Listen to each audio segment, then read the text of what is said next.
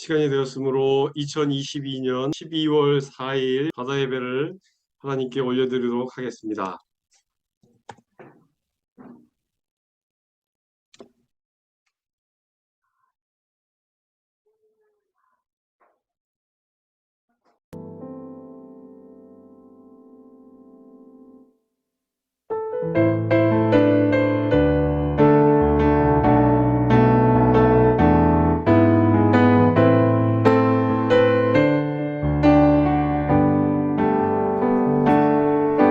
주님의 영광 나타나셨네.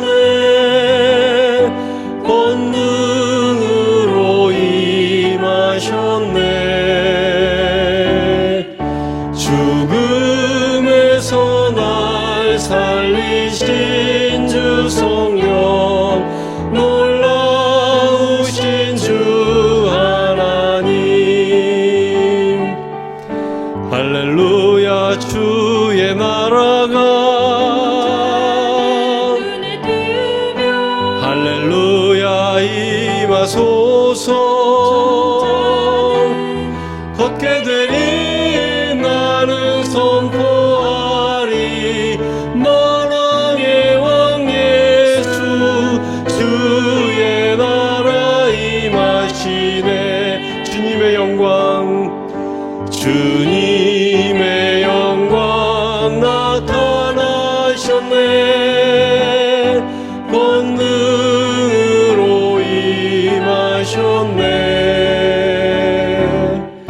죽음에서 날 살리신 주 성령, 놀라우신 주 하나님. 할렐루야. 주의 나라가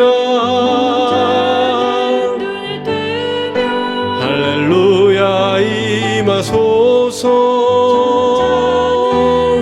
걷게 되리 나는 선포하리. 만왕의 왕 예수, 주의 나라 임하신. 할렐루야. 주의 나라가 할렐루야. 주의 나라가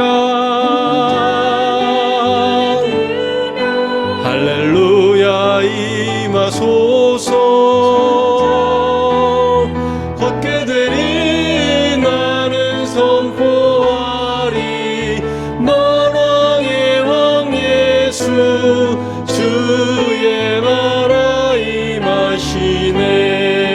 생명 주께 있네. 생명 주께 있네. 능력 주께 있네. 소망 주께 있네. 주 안에 있네. 생명 주께 있네. 생명 주께 있네. 능력 주께 있네. 소망 주께 있네. 주 안에 있네.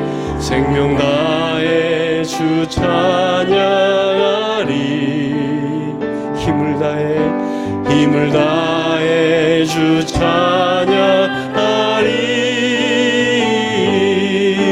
내 생명 다해 내 힘을 다해 모든 소망 주님께.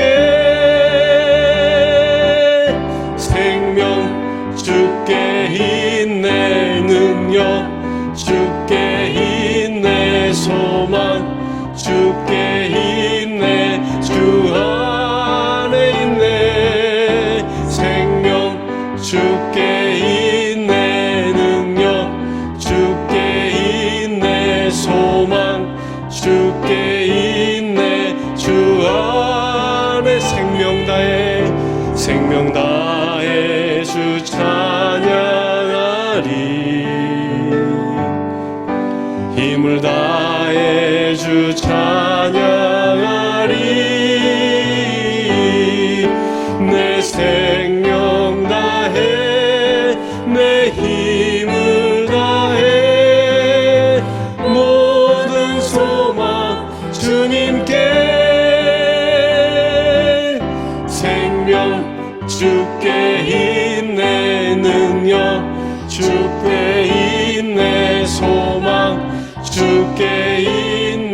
주아 생명 주께 있네 생명 주께 있네 능력 주께 있네 소망 주께 있네 주 안에 있네 주께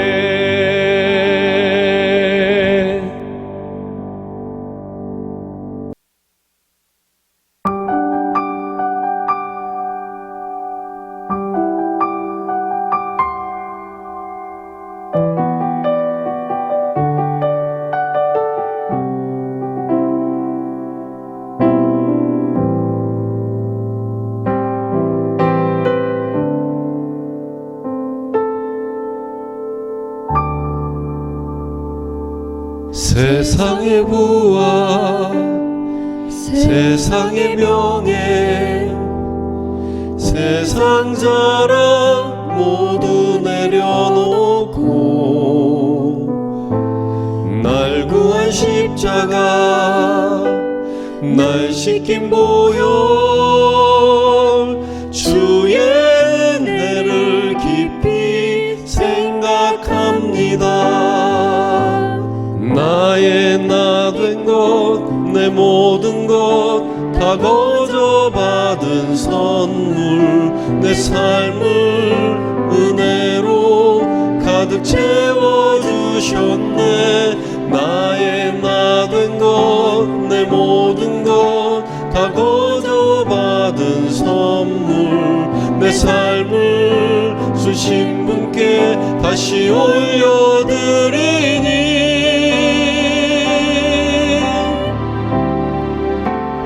나는 삶으로 주님을 노래합니다. 나를 통하여 주님만 높임 받으소서. 나는 삶으로 주님을 예배합니다. 나의 삶을 빛으로 사용하소서.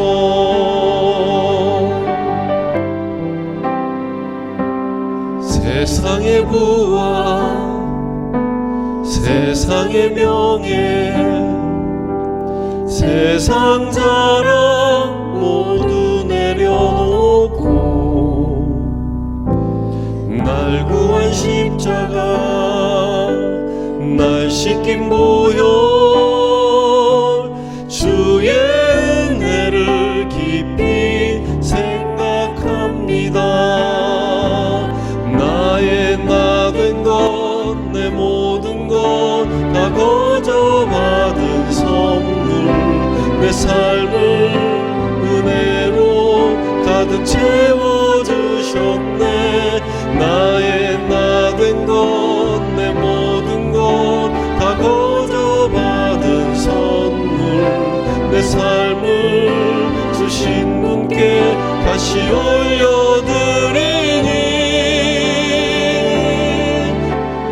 나는 삶으로 주님을 노래합니다.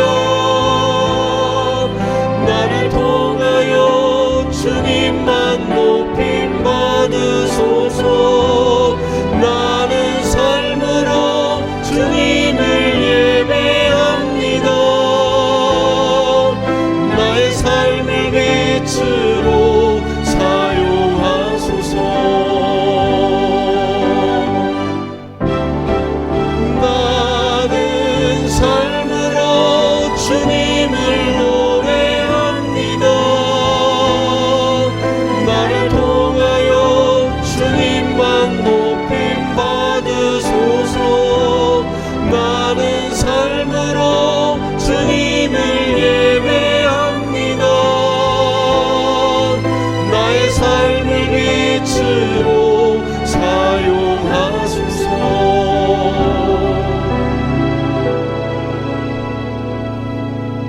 나의 삶을 빛으로 사용하소서.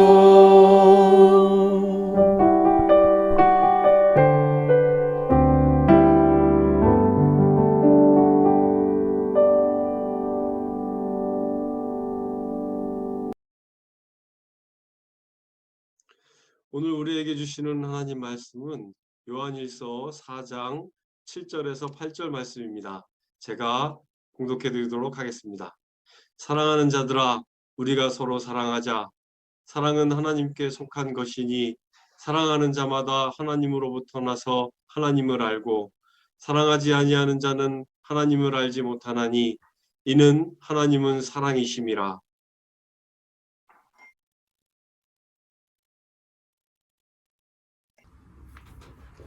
안녕하세요. 정민혁 간사입니다. 네, 어느덧 12월이 되었습니다. 2022년을 시작한 지 엊그제 같은데 벌써 한 해가 머물러 가네요. 제가 생생할 때 생각해보니까 매일 똑같은 환경 속에 있다 보니 어떻게 시간이 한 해가 흘렀는지도 모르고 그냥 그렇게 지나갔을 때가 많았던 것 같아요. 2022년을 잘 마무리하시길 기도하겠고요. 그리고 2023년은 또 새로운 한 해를 기대함으로 맞이하는 시간이 되시기를 좀 기도하겠습니다.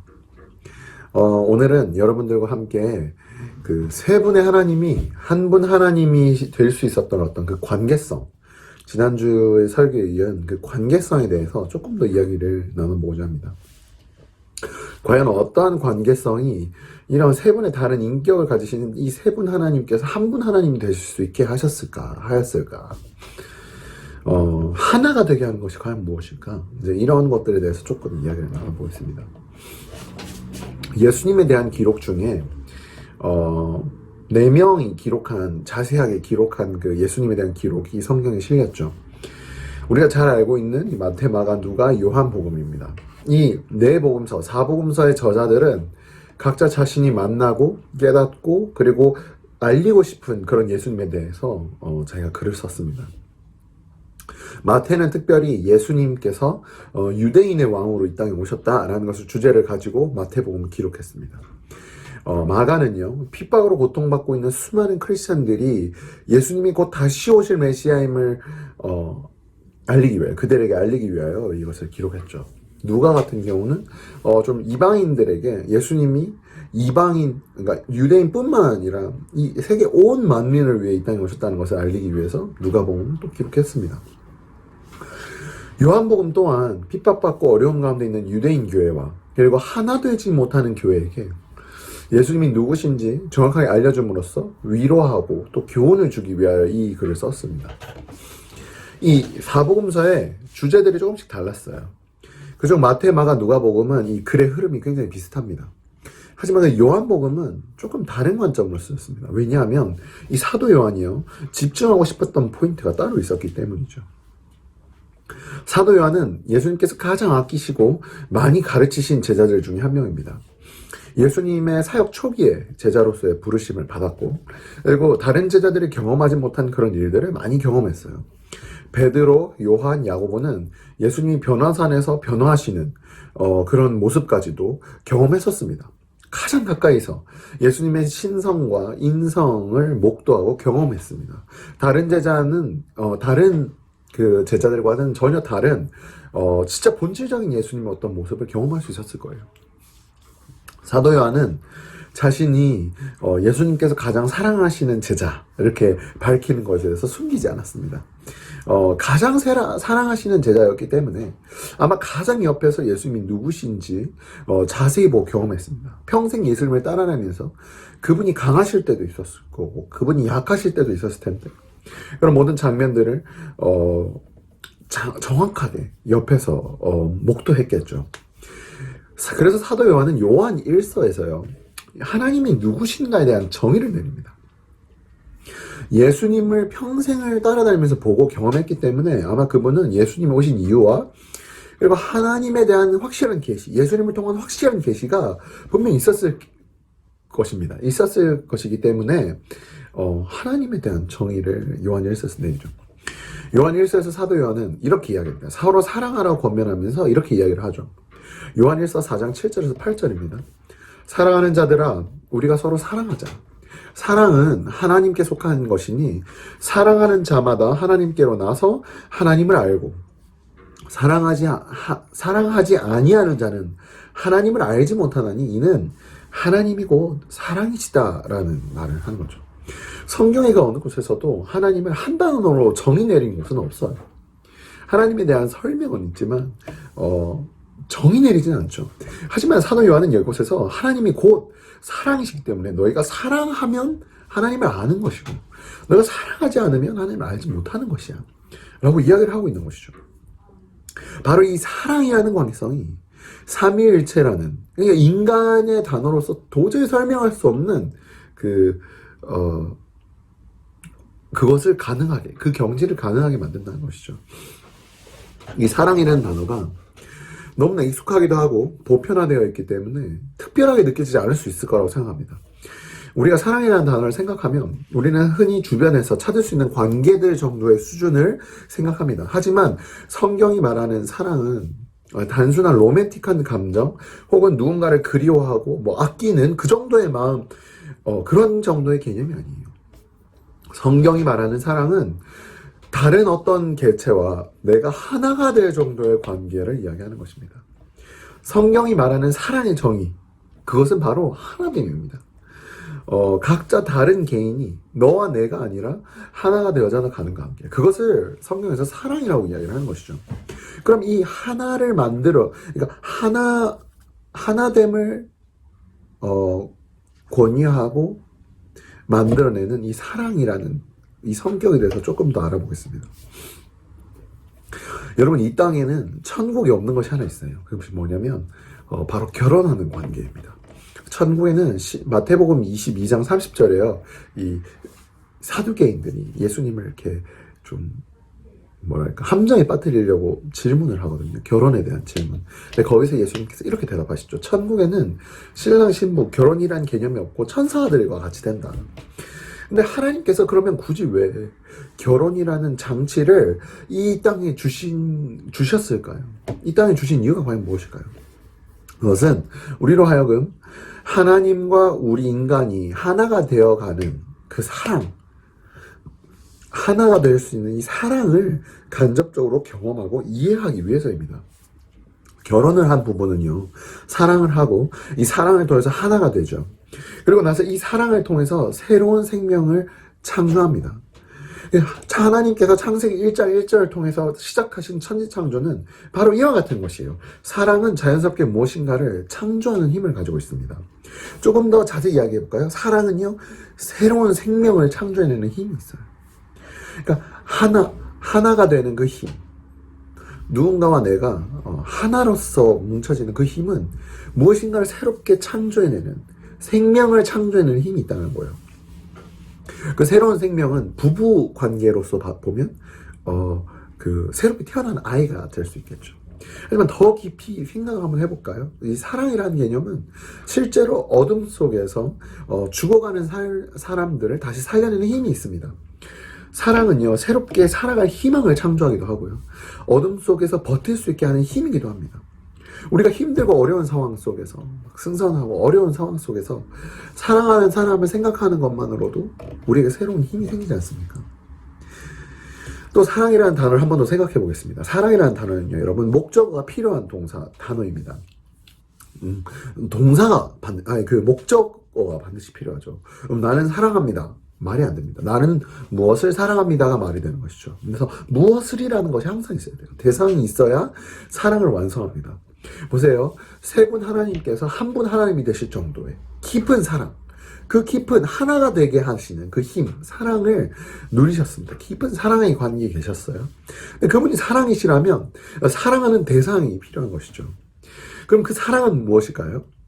그 대상은 어떤 것이었을까요? 이 사랑하는 관계를 통해서 창조된 바로 우리입니다.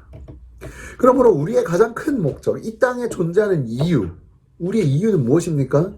하나님의 사랑의 대상이라는 거예요. 우리가 그분의 깊은 사랑으로 인하여 창조되었으니 우리의 목적은 그분의 사랑을 받는 것이 우리의 삶의 목적이라는 것이죠.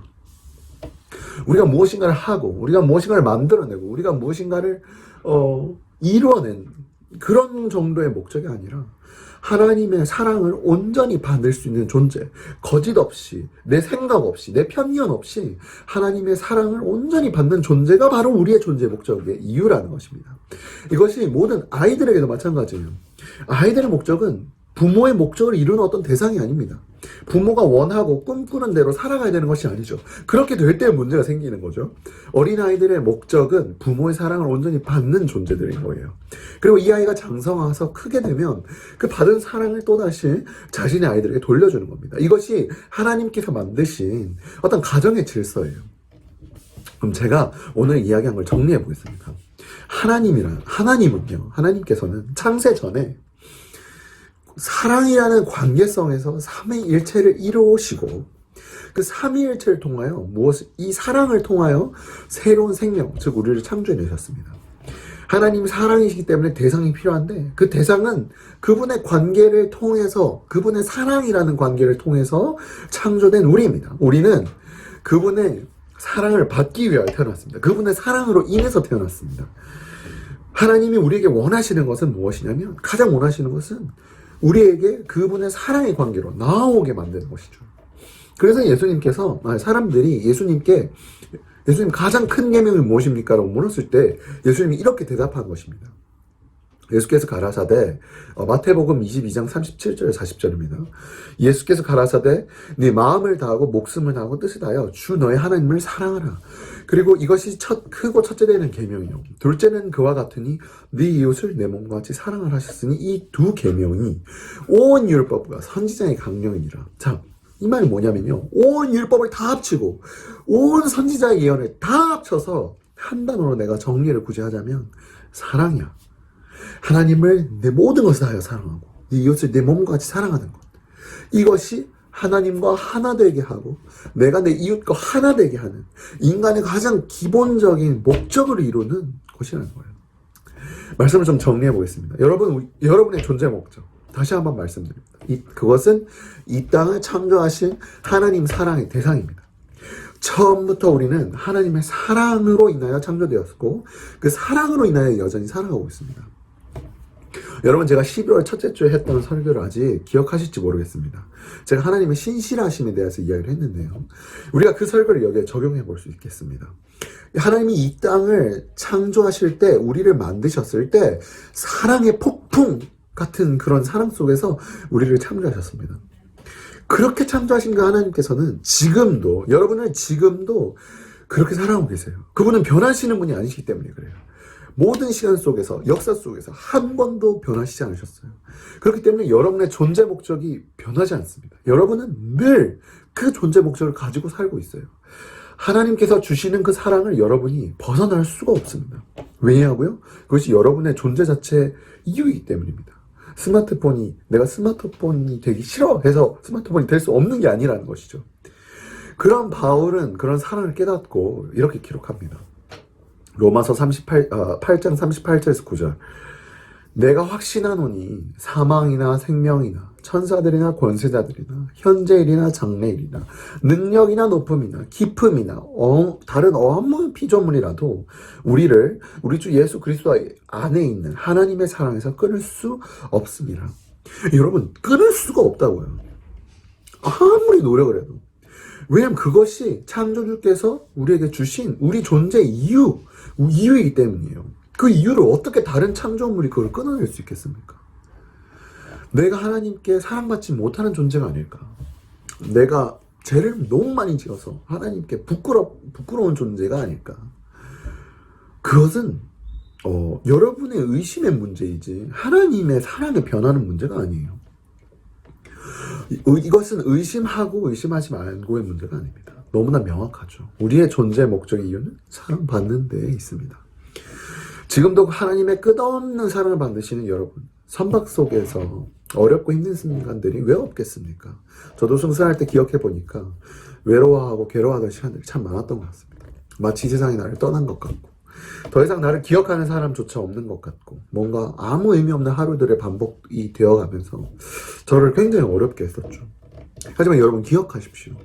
하나님의 사랑, 이 창조 하나됨으로 인하여 만들어낸 이 사랑, 이 관계성, 영원한 그 관계성에서 만들어낸 이 사랑은 변한 적이 없습니다. 여러분, 그분은 늘 여러분들과 동행하고 계셔요. 아무도 없는 것 같고 듣지 않는 것 같고 보고 있지 않는 것 같고 혼자인 것 같으나 그분은 늘 동행하시고 계시고 귀 기울이시고 불꽃 같은 눈으로 지키고 계십니다. 함께 하시죠.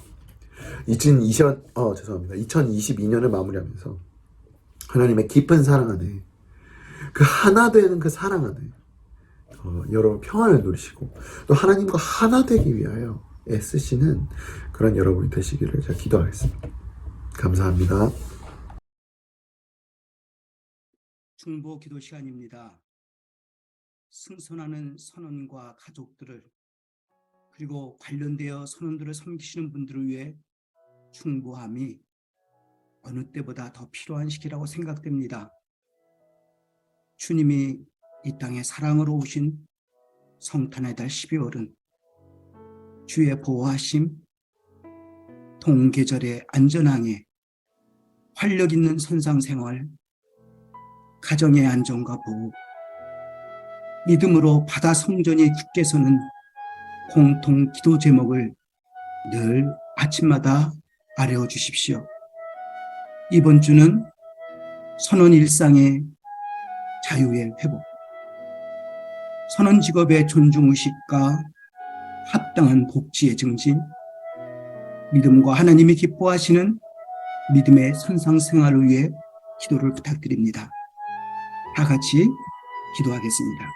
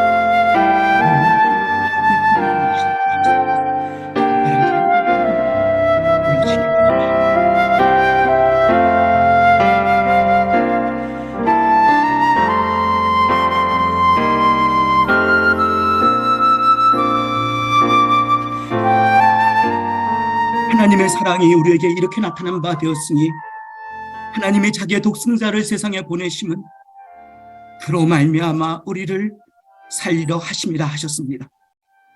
아버지의 뜻을 따라 이 땅에 친히 사람의 몸을 입으시고 십자가에 죽으셔서 죄인인 저희를 살리신 주님을 찬양하고 사랑합니다.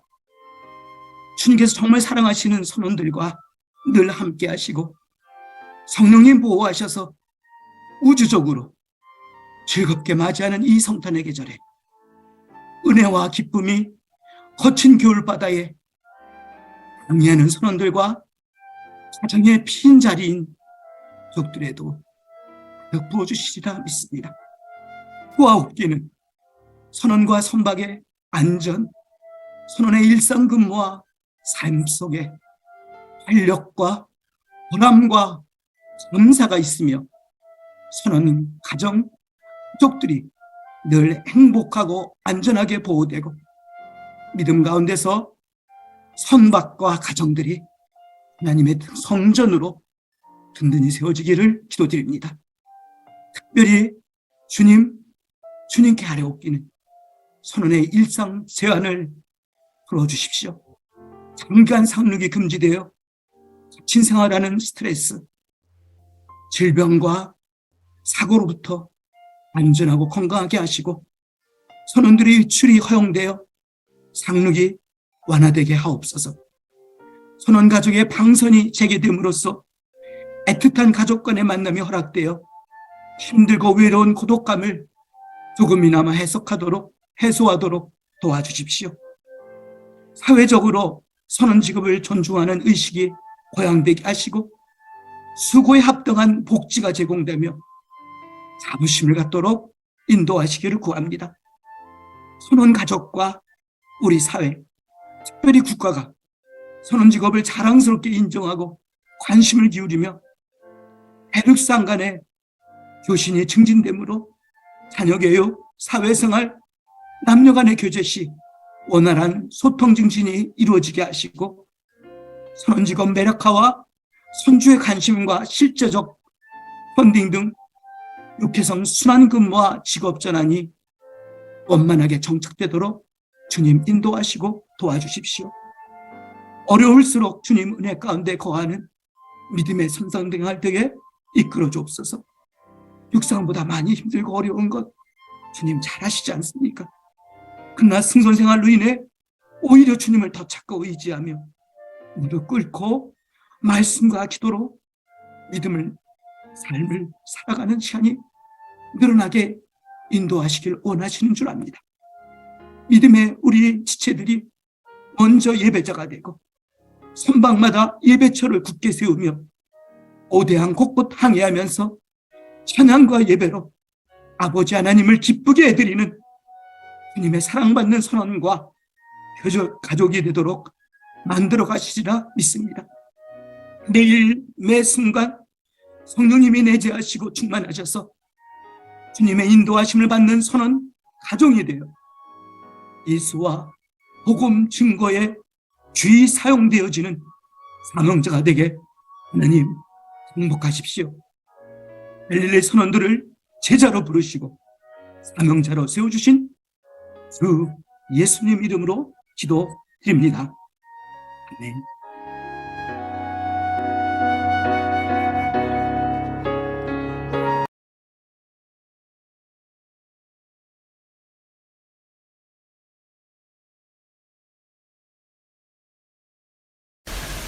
하늘에 계신 우리 아버지여, 이름이 거룩히 여김을 받으시오며 나라가 임하시오며 뜻이 하늘에서 이루어진 것 같이 땅에서도 이루어지이다.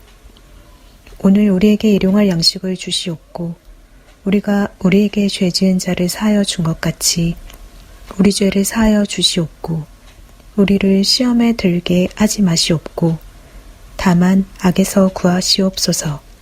나라와 권세와 영광이 아버지께 영원히 있사옵나이다. 아멘.